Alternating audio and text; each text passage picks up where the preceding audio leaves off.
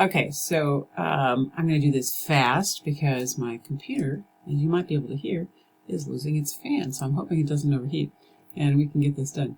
All right, so what you can see in front of you is week 9 progress report information and samples. You can see that off to this side over here where you can find, just look for week 9 when you're under instructions, assignment instructions and student samples. Okay. So what I'm going to delve into here is one of the student samples, and you can find that. You can find several of them listed here, along with some old video lecture progress reports. I'm going to get rid of those shortly here. So, but I'm going to look at one of these located here, and the one I'm going to pull up is this student sample progress report by Bouldry, Weinhold, and Owens. Now, so let's pull that one up. So you can take a look at it.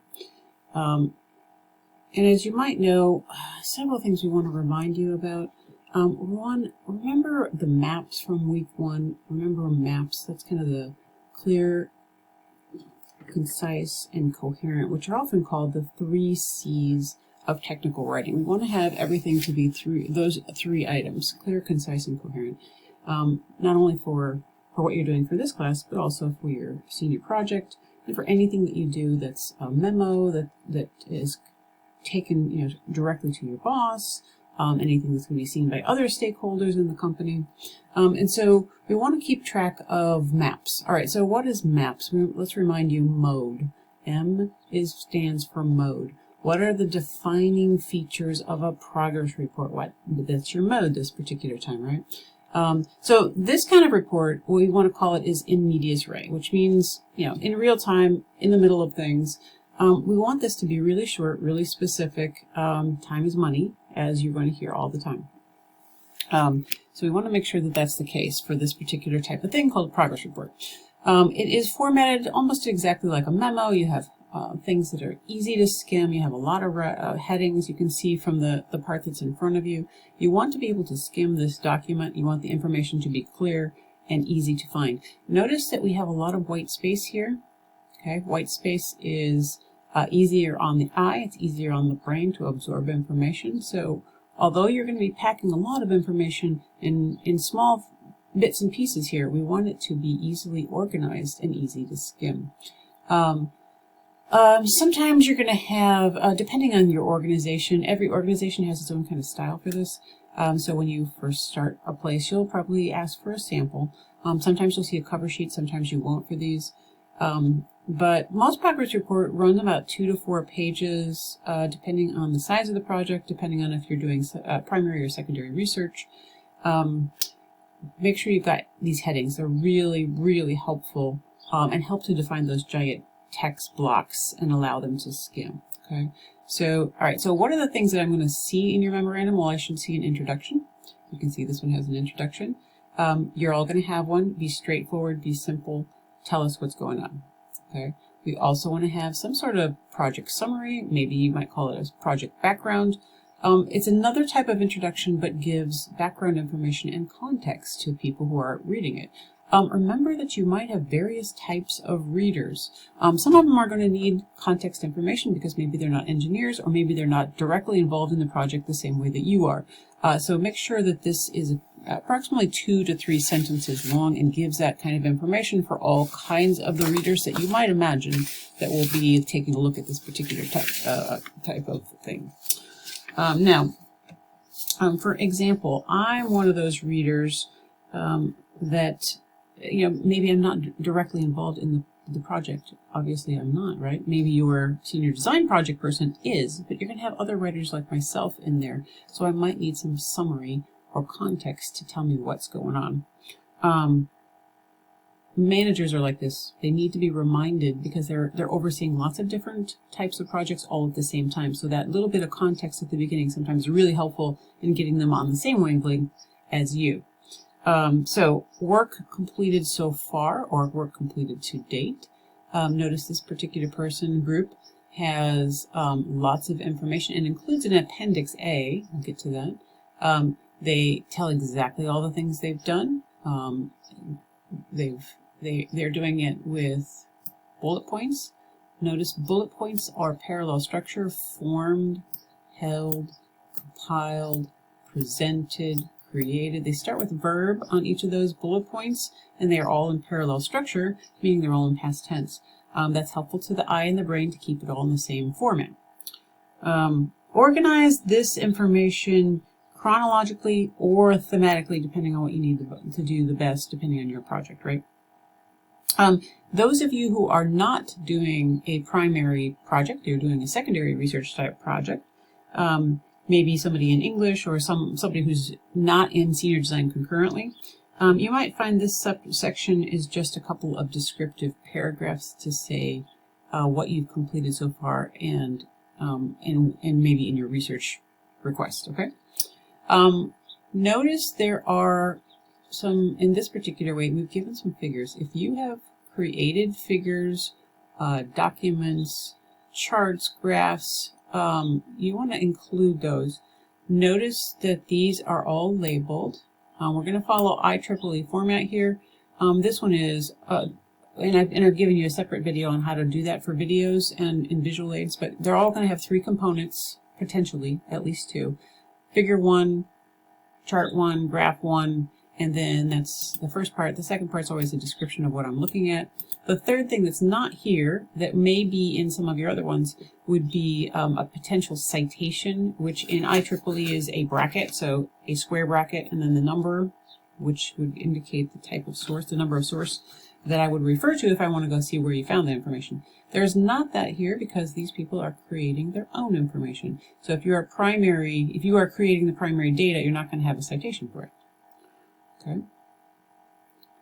So updated electoral design, they've got all kinds of stuff. Notice they're including their information about where they're finding it in this case, and figure 3, figure 4, exactly which ones I'm supposed to refer to. Be very, very clear about how that works. And they have a lot of different stuff. This is electrical, so you, depending on your project, may or may not have as many figures or charts or graphs or data, but there should be something to show that your work completed so far has created some data, or if you're a secondary style project, that you have found some sources that are useful and helpful, and what's in them, and why should we bother? Give us that information. All right, so another section here after that is problems encountered, or perhaps design changes. And this would be a section here that talks about what's going on here. And I should see some problems, right? No project ever goes smoothly or perfectly, so I should see some stuff here. I want to see that. That's the project or white paper sort of purpose, is to let me know how it's going. And there is always some sort of problem that pops up, so let me know what it is. As a project manager or as your boss, I'm going to want to know that, and I'm also then going to want to know the next thing, which might be solutions, right? Have you made any design changes? What have you done about the problems?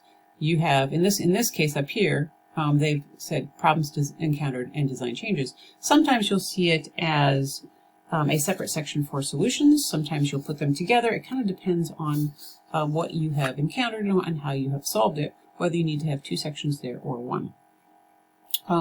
The next one then is work yet to be completed. This is a progress report, right? So I need to see what is yet to be completed. And if you anticipate any potential problems, here's a good place for you to put it in there. Make sure it's a bullet list if at all possible. What do you have left? Be as clear and concise as possible, but put it again in a bullet list. Notice again, now we're not past tense, now we're present tense. Create, procure, begin, perform, prepare. So I need to see it also in a parallel structured bullet list if at all possible, so that I can skim it as your manager and see, okay, what are they doing? What do they have yet to do? This looks good. If I see any potential problems, I'm going to want to tell you here, right? Here is where you could also include an updated timeline. You had a timeline that you created or a Gantt chart that you created. This is another place where you could put that in to say, here's my updated Gantt chart, here's my updated timeline, here's where we're at as a group or as a singular person, and make sure that that's included. The Gantt chart is going to be, actually both of those would be preferred. So this particular group doesn't have that here, and that was one of my criticisms of this particular one, is that although this is very clear, we needed to also include a Gantt chart and a timeline. And partly that's, some of the information can be redundant, but also it's visual. And we need to have, again, multiple different audiences are probably going to be looking at a progress report. We might have somebody in human resources, we might have somebody in engineering, we might have somebody in a sales department. We have all these different people who are going to want to know, what's the progress report? When do I get this thing? So include as much of that as possible for those various audiences. And then, of course, a conclusion that tells maybe your thought process and where you're going. Okay, so that's one. I'll open up another one real quickly here, just so you can see lots of different examples. I've given all kinds of them in here. Same thing. This is a totally different thing. We have, again, some different types of figures, charts, graphs. So take a look at a couple of them, see what works best for you. I know that some of you, again, depending on whether you're primary research or secondary research, it's going to look a little bit different, right? Keep in mind a couple of different things. So mode was M. A is audience. You know, that's always the important thing to keep in mind. Who's my audience? Remember, we have managers in the field. We have managers out of the field. We have colleagues in other departments. We have other professors potentially who might be looking at this information. P, M-A-P in MAPS is purpose. This is informative. Of course, you're informing them of where you're at. It's also persuasive, however. Keep that in mind. It's persuasive because you want their support for your project. You want their goodwill. You want them to promote the project that you're creating. Maybe if they're in the sales department, you want them to sell it. So this is also persuasive. Keep that in mind. And it also creates a record of what you've done. If there are any issues potentially later on, you want to make sure that you have record of all of that stuff. If the client complained about something or wanted something changed, this is a place where you can keep all that record, so that later on you have a way to say, look, this is what happened. This is my chart, my chain of command. So that's MAP. Purpose number 2. The progress report helps both the manager and the client, but it also helps you to get an oversight of where you're at. So you're in the middle of this project. You need to sometimes come out of that project and get a broad overview of where you're at to see if it's going the way you want it to go. So this is also something that's really useful to you to get that broad overview of where we're at. Senior design students, you have probably created something for your project managers already. Hold on here. Okay, back to this. Senior design people. You have probably written something for your senior design professors already. If you're done doing that, you can use something like that for this class, but make sure you're following the guidelines for this particular class, so you might have to tweak some things. Remember that the idea of my class is to help you communicate with people who are not engineers.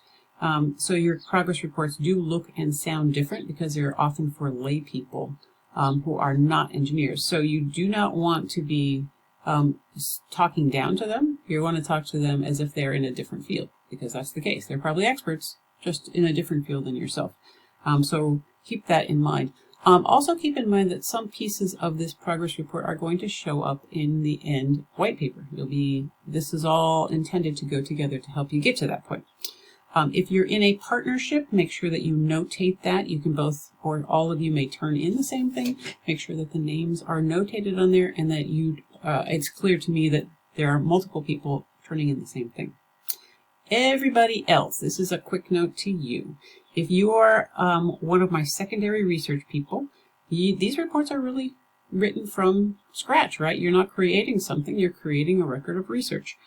So this progress report for you might be slightly shorter. You probably won't have charts and graphs or pictures involved, but it is at least to be at 1.5 pages, and it needs to be extraordinarily clear about what types of things you're doing. Make sure that you are including data. Make sure you're putting it still in IEEE format. I should see annotations. If you're gathering data from an interview, which a lot of you are doing, make sure that you include maybe a potential transcript of that interview.